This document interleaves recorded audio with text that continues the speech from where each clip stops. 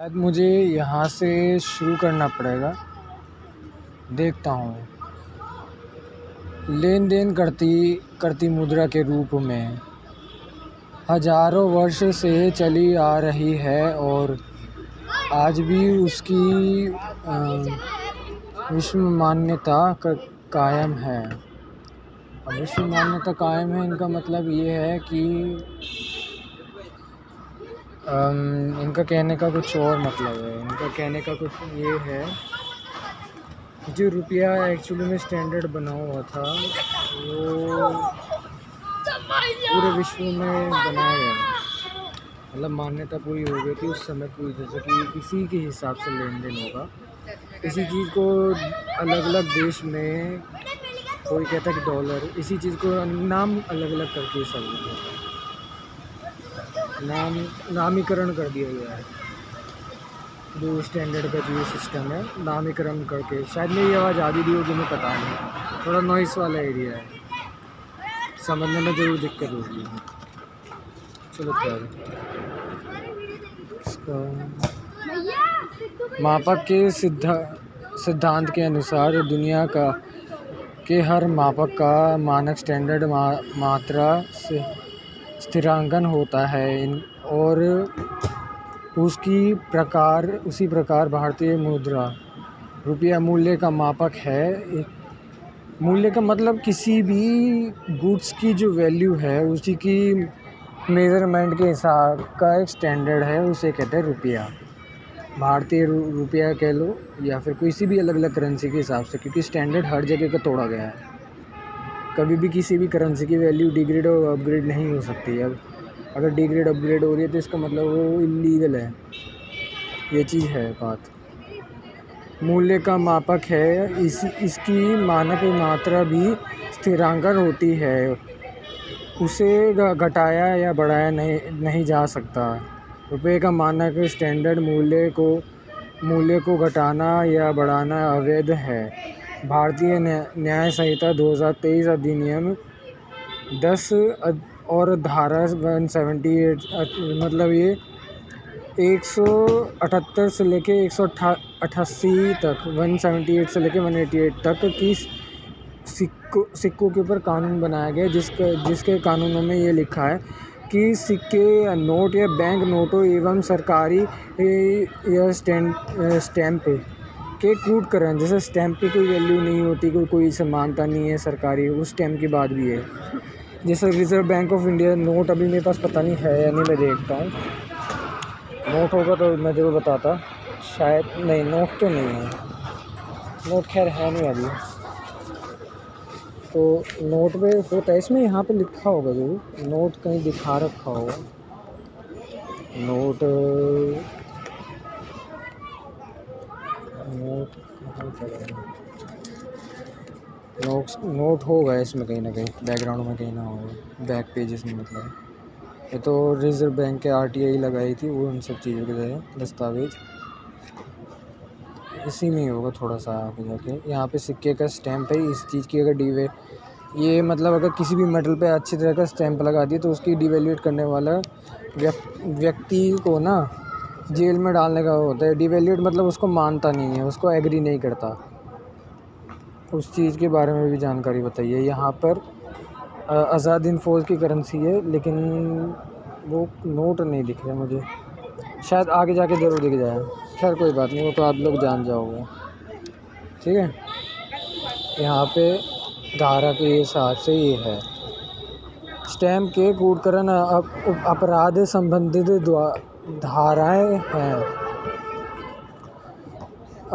IPC की धारा 18, IPC की अध्याय 18 चैप्टर नंबर 18 धारा 489 का खा घा और डा, मतलब ABCDE के तहत पर करेंसी नोट या बैंक नोटों के कूटकरण से संबंधित तथा आपराधिक धाराएं हैं। इन सब के बारे में आपको जो एडवोकेट की जो असलियत में जो कोर्ट की ऑफिशियल वेबसाइट है, वहाँ पे संवैधानिक रूप से सारी जानकारी मिल जाएगी। इसमें यहाँ पर और भी जगह यहाँ पर दिखाता हूँ, जिसमें आजीवन कारावास तथा आजीवन कारावास तक का प्रावधान है, जो प्रमाणित साध्य है। मतलब जो लोग जो डिवैल्यूएट करते हैं और उसमें लेन देन करते हैं, उनको आजीवन कारावास या फिर पूरी ज़िंदगी भर तक की कानूनी जेल मिलेगी, और उन्हें बेल तक भी नहीं मिलेगी, उसमें आपको पता चल जाएगा। कूटकर्म का इतिहास या रेगुलेंस एवं कानूनों द्वारा शोषण, लूटपाट या फिर प्राकृतिक सिद्धांत एवं मुद्रा विज्ञान या फिर विज्ञान बोलो पर आधारित भारतीय मुद्राक प्रणाली, जो व्यक्ति एवं राष्ट्र के विकास के लिए बनाई जिससे राष्ट्र एवं व्यक्तित्व का दिन प्रतिदिन विकास हो रहा है। ऐसा तो खैर इस कानून के हिसाब से देखा जाए तो हाँ, सिक्के थोड़ा बहुत है कहीं ना कहीं, लेकिन कितना है वो हम ही जानते हैं, या फिर वही जानते हैं जिन्होंने ये बात समझी है। वैसे बैंक मैनेजर सब जानते हैं। अंग्रेज़ों ने भारत पर कब्जा कर गुलाम बनाने के लिए सबसे पहला प्रहार भारत के धन की लूटपाट एवं शोषण का काम शुरू किया, जिसमें शोषण के लिए प्रमुख हथियार बनाया गया भारतीय मुद्रा रुपये को, जो भारत मुद्रा रुपया प्राकृतिक सिद्धांत मतलब नेचुरल प्रिंसिपल एवं मुद्रा विज्ञान अर्थशास्त्र इकोनॉमिस्ट पर आधारित मौद्रिक प्रणाली थी। उस मौद्रिक प्रणाली को तोड़कर कूटकर्म कर ईस्ट इंडिया कंपनी ने भारतीय गुलामों के लिए 1 मई 1793 को रेगुलेंस 35 भारत पर लागू किया, मतलब कानून 35 लागू किया, जिससे भारत की जनता में भुखमरी, बेरोजगारी और महंगाई इत्यादि पे पैदा हो, जिससे भारत की जनता को पीढ़ी दर पीढ़ी गुलाम बनाया जा सके। यही कारण था हमारा भारत क्यों गुलाम बना रहा इतने 200-250 साल तक, आज भी वैसे गुलाम है। इसका परिणाम ये हुआ कि भारत की जनता और अर्थात आर्थिक स्थिति को बद से बदतर बना दिया। हाँ, ये सबसे बड़ा भयंकर वेपन था। ये साइकोलॉजिकल गेम भी खेला जाता है इससे। खैर,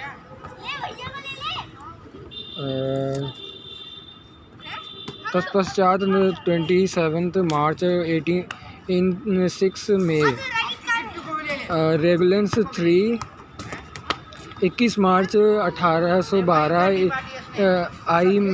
आई में रेगुलेंस 2, 24 दिसंबर 1880 को रेगुलेंस 14 और 13 जुलाई 1833 को रेगुलेंस 7 एवं पहला एक्ट के रूप में एक्ट नंबर 17 ऑफ 1835 और उसके साथ ही साथ 17 अगस्त 1835 को ईस्ट इंडिया कंपनी द्वारा भारत के जनता पर थोपा गया, मुंह पे फेंक के मारा, मूर्ति पूजक लोगों को मुंह पे फेंक के मारा कूटकर्म रुपया आर्थिक गुलामी, लूटपाट एवं शोषण का प्रमाणिक दस्तावेज है। इस कूटकर्म रेगुलेंस एवं एक्ट का भारत की जनता द्वारा विरोध करने पर उस सख्त से कुचल दिया गया एवं इस अवैध एक्ट को वैध कहकर भारत की जनता पर थोपा गया। इस रेगुलेंस के मानक स्टैंडर्ड को पृष्ठ संख्या 242 के से 280 पर देखें। अच्छा, तो पेज नंबर 242 से लेकर के 280 तक इसके सारे प्रमाणित दस्तावेज हैं। इनका ये कहना है कि भारत के मूर्ति पूजकों लोगों को गुलाम बनाने के लिए, वैसे तो वो गुलाम बनने लायक हैं, उनके लिए हमारे यहाँ कानून ऐसा बनाया और थोप दिया, मुँह पे फेंक के मारा एक तरह से इनडायरेक्टली कि सालो भूतनी को, तुम्हारे लिए ये कानून है। जबकि ये नेचुरल लॉ या नेचुरल प्रिंसिपल के अगेंस्ट ये कानून बनाया गया है। ये सभी के साथ सत्यानाश करने के लिए बनाया गया। खाली मूर्ति पूजक नहीं, जो वेद अध्ययन करने वाले जो वैदिक साइंटिस्ट लोग थे पुराने ज़माने में, बहुत ना के बराबर जो बच गए थे, उनके साथ भी ऐसी शोषण कराया गया। इसलिए हमारा वेद का प्रचार फिर से दोबारा से नहीं हो पाया। कोई बात नहीं, अब हमारे पास ये सारे दस्तावेज है। अब पता चलेगा इस दुनिया को कि तुमने जो ये वेदों के का जो ऊटपटांग तुमने करा है ना, ये सत्यानाश तुम्हारा ही होगा। 1540 से लेकर 1545 से अंग्रेजों के आने के पूर्व तक भारतीय रुपया एवं मोहर मानक मूल्य जो था, इसको डिवेल्यूएट कर दिया। यहाँ पे आपको साफ साफ स्पष्ट दिखेगा, कैमरे के जरिए तो मैं खैर नहीं कर पाऊँगा, उसके लिए किताब खरीदनी पड़ेगी। Act 17 of 1835 east India company रुपया एवं ईस्ट इंडियन कंपनी का कूटकरण रुपया मोहर मानक मूल्य। तो कूटकरण करने के बाद ये रहा, पहले जो स्टैंडर्ड था कानून बनाने के बाद ये रहा, ये स्टैंडर्ड रहा। ये शायद दिखेगा नहीं, कोई बात नहीं। भारतीय रुपया एवं कंपनी रुपये की मानक मात्रा एवं मूल्य अंतरण। भारतीय रुपया कंपनी रुपया जो हमारा चांदी की मात्रा के में कमी, इसके बारे में तुम्हें और वीडियोस में पता चलेगा जो अनलीडर इंडिया के चैनल पे मिल जाएगी। भारतीय मोहर कंपनी मोहर सोने की मानक मात्रा की कमी। यहाँ पे सिल्वर स्टैंडर्ड और गोल्ड स्टैंडर्ड के बारे में लिखा है। कॉपर स्टैंडर्ड का, खैर कॉपर स्टैंडर्ड का मैं इतना कुछ खास किया नहीं है, उसके बारे में शायद मेरे को अभी जानकारी नहीं है। जब जानकारी होगी शायद किताब पर कहीं पूरी पता चल जाएगा। इस प्रकार भारतीय रुपये का कूटकरण करने चांदी का भारतीय रुपये जो शुद्ध चांदी का था, उसमें 15 ग्रेन्स या 973 ग्राम अन्य धातु मिलावट की गई। फिर भी इसका मूल्य 1 रुपया ही रखा गया तथा भारतीय मोहर जो शुद्ध सोने के का था उसमें 15 ग्रेन्स या 0.97 ग्रेन्स सोना घटाकर अन्य धातु की मिलावट की गई तथा मोहर की मूल्य जो 10 रुपये थी उसको 15 रुपये कर दी गई। इसको समझाने के लिए मैंने टिप्पणियों में लिखा हुआ है, मैंने थोड़ा समझाने की कोशिश करी थी, तो टिप्पणियों में ये पता चला। यहाँ पे ये तो पेंसिल से लिखा है, ये कैसे समझ आएगा, देखना पड़ेगा, पता नहीं दिखेगा या नहीं। यहाँ पर देखना, यहाँ पे ये स्टैंडर्ड के हिसाब से पहले जो गोल्ड स्टैंडर्ड जो था वो ऐसे था, ठीक है। अब गोल्ड स्टैंडर्ड अब के हिसाब से ये डिग्रेड कर दिया गया है। ये थोड़ा आपको पॉज करके समझ आएगा, ये मैंने टिप्पणी में लिखा है ताकि समझ आए। ये मैंने अखंड ब्रह्मचर्य का पालन करके किया था, तब जाके तब समझ आया मेरे को। आसानी से ही समझ आ जाएगा अगर ब्रह्मचर्य का या अखंड ब्रह्मचर्य का पालन करोगे तो। खैर, और आगे जाते हैं। कर दिया गया जिससे भारतीय का भविष्य शोषण का दौर शुरू हुआ, जिससे जैसे कोई व्यापारी 500 ग्राम के बट्टे को 1 किलोग्राम का बट्टा बना कर तथा उस बट्टे पर 1 किलोग्राम की मोहर लगाकर, मोहर को मतलब स्टैंप या फिर लीगल कहराकर अपना माल उस अवैध किलोग्राम से, इनवैलिड किलोग्राम या फिर फ्रॉड किलोग्राम से वस्तु बेचना शुरू कर दे, तो हर ग्राहक को दोहरे पड़ जाएंगे या शोषण होगा, दोनों ही होगा। और पहला की मैं 2 बार रिपीट कर गया। वह जो वस्तु खरीदेगा उस वस्तु की मात्रा में 500 ग्राम वस्तु कम पाएगा और दूसरी शोषण यहाँ होगी कि जो वस्तु की कीमत देगा उसे 500 ग्राम की अधिक कम कीमत देगा। इनका आसानी से समझाने की कोशिश करें कि 1 किलोग्राम का गोल्ड है, ठीक है, 1 किलोग्राम का गोल्ड है। अब 1 किलोग्राम के गोल्ड में स्टैंप लगा के एक दिन स्टैंप लगा दी कि 1 केजी किलोग्राम है, और उसी के बदले में 1 टन या 10 टन के आसपास गेहूं मिल गया, धान मिल गया, ठीक है।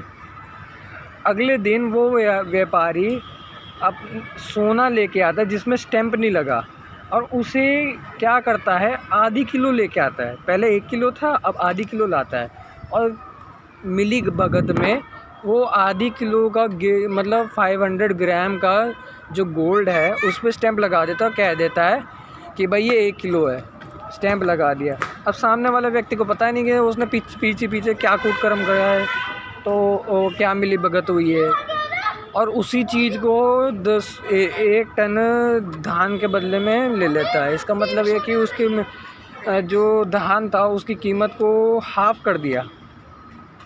मतलब यहीं से शोषण शुरू हो गया। दोनों को इक्वल ट्रेडिंग नहीं मिला, उसकी मेहनत उसके हिसाब की नहीं मिली, उसके आधे दाम पे मिली, हाफ वैल्यू मिली उसे। ये चीज़ इसमें बताया, इसे आसानी से समझाया। ठीक ही इसी प्रकार भारतीयों के शोषण का दौर शुरू हुआ जिससे कृषि उद्योग तथा व्यवसाय नष्ट होने चले। ये भारत का विकास दर गिरता चला गया। भारत को गरीबी, बेरोजगारी, भूखमरी, मुद्रा संकट आदि में फंसा दिया गया।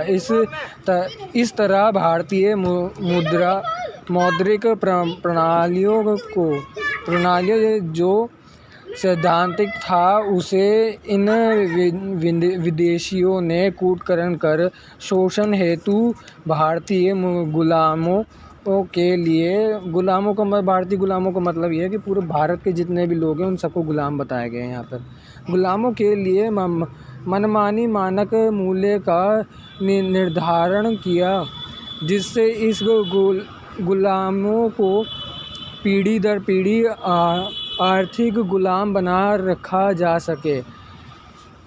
मतलब ये है कि भारत के में जब कब्जा हुआ उसके बाद जब ये स्टैंडर्ड बनाया गया क्वीन के आने के बाद, तो क्वीन के आने के बाद ये स्टैंडर्ड बना करके लोग तो मूर्ति पूजा करते थे, इसके विरोध में गए नहीं। बुद्धि सारी की सारी, जो ब्रेन की सारी पावर वो सारी की सारी मूर्ति में डाल दी। मूर्ति में डालने के बाद फिर लोगों की क्रिएटिविटी या फिर बुद्धि बंद हो गई। लोगों ने इस चीज़ का विरोध नहीं किया, लोगों को समझ नहीं आया, इसी वजह से ये सस्टेन बना रहा। भाई सारा खेल मूर्ति पूजा है और कुछ नहीं है, भ्रष्टाचार इसी कारण है। इसी चीज़ को आर्य समाज समझ गया था। आर्य समाज के अलावा और भी विद्वान लोग जो वेद की ग्रामर जानते हैं वो सब समझ गए थे।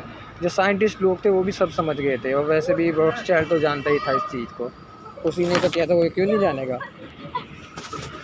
अर्थशास्त्र, मुद्रा विज्ञान जिसे कहते हैं, इकोनॉमिक्स के परिमाण मानक सिद्धांत के अनुसार मुद्रा की मानक मात्रा जिस अनुपात में कमी या विरुद्ध की जाती है उसी अनुपात में सामान्य कीमत स्तर में विरुद्ध या कमी होती है, जिससे विनिमय लेन देन से शोषण शुरू हो जाता है।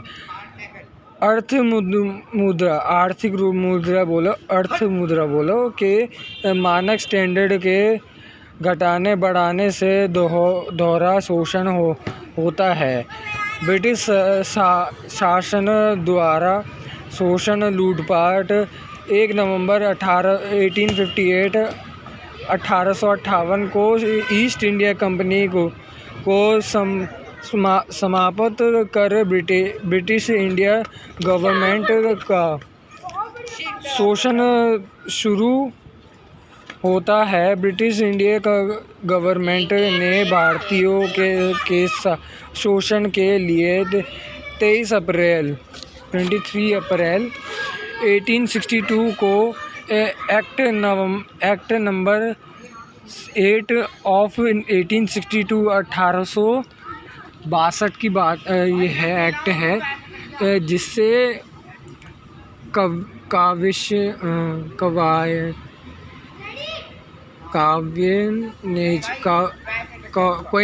क्वीन एज एक्ट 1862 के नाम से लागू किया गया, जिससे क्वीन एक्ट 1835 के मानक मूल्य को पूर्ण रूप से अपनाया गया। इसकी मुख्य विशेषता ये रही कि इसमें ईस्ट इंडिया कंपनी ने रुपया का नाम को बदलकर गवर्नमेंट रुपया रखा, जो सन 1862 से मतलब साल 1862 से आज तक चलन में है। आज भी रुपये को गवर्नमेंट रुपया के नाम से जाना जाता है।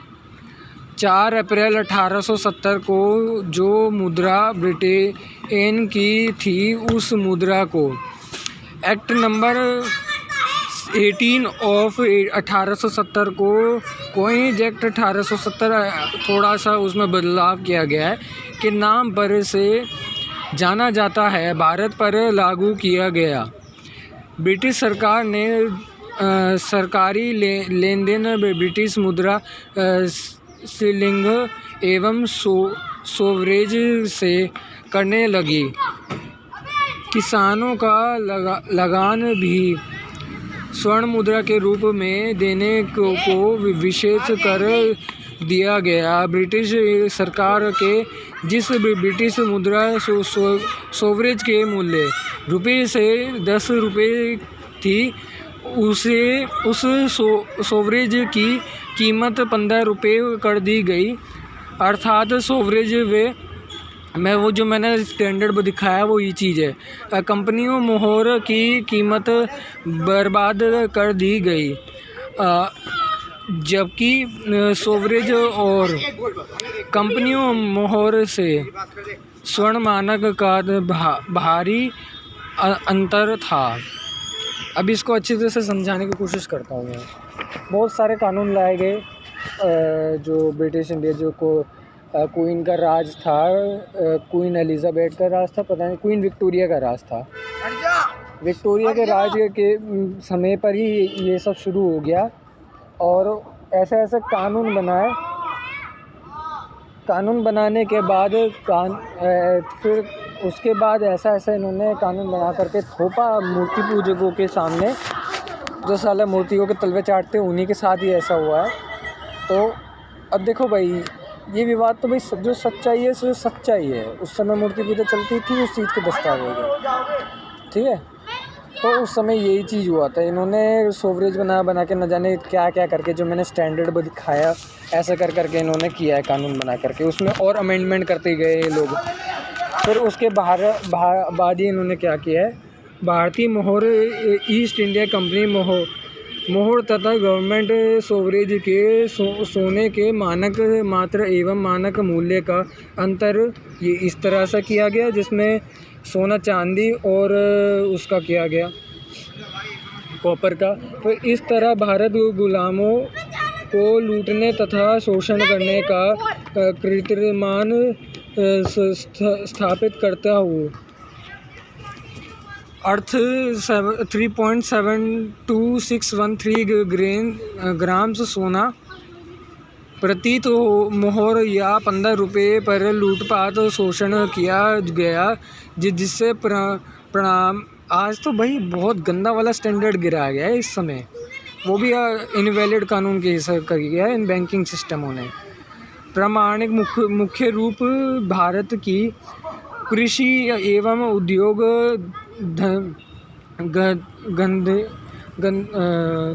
धन्य पता नहीं क्या है, ख़त्म हो गया है। वो पढ़ लेना आप, ख़त्म हो गया है।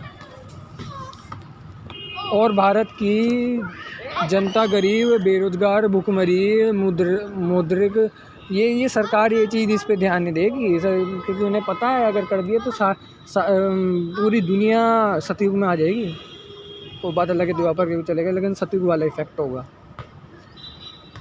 मुद्रा संकट में, अरे यार, मुद्रा संकट में फंसकर ब्रिटिश इंडिया गवर्नमेंट की गुलामी में फंस गई। क्या गिरा? मुझे क्या पता, चप्पल गिरी। भैया मेरी चप्पल है।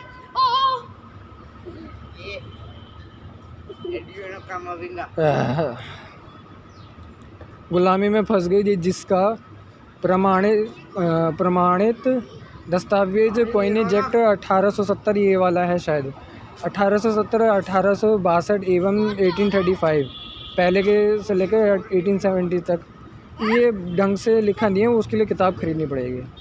फिर उसके बाद आगे ब्रिटिश इंडिया संसद द्वारा भारतीय सिक्का अधिनियम 1906 के बारे में हम ज़्यादा बताते हैं ना। जब मैंने इसके ऊपर एक वीडियो भी बनाई है, मैंने वीडियो एडिटिंग भी करी है। मैं अब वीडियो एडिटिंग नहीं कर सकता, कैमरे की समस्या है और फ़ोन की समस्या है।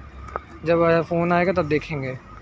ब्रिटिश इंडिया गवर्नमेंट द्वारा भारत में संसद की स्थापना करने के बाद ब्रिटिश इंडिया पार्लियामेंट द्वारा 2 मार्च 1906 को the Indian coinage act number 3 of 1906 पारित किया गया, जिससे ईस्ट इंडिया कंपनी द्वारा जारी act number 18 of 1835, number 13 of 1862 और ब्रिटिश मुद्रा का the Indian coinage act number 23 of 1870 है, जिससे जो इसके बारे में ये यहाँ पे इसके बारे में लिखा है। थोड़ा सा मैं कोशिश करता, कैमरा अच्छा नहीं है।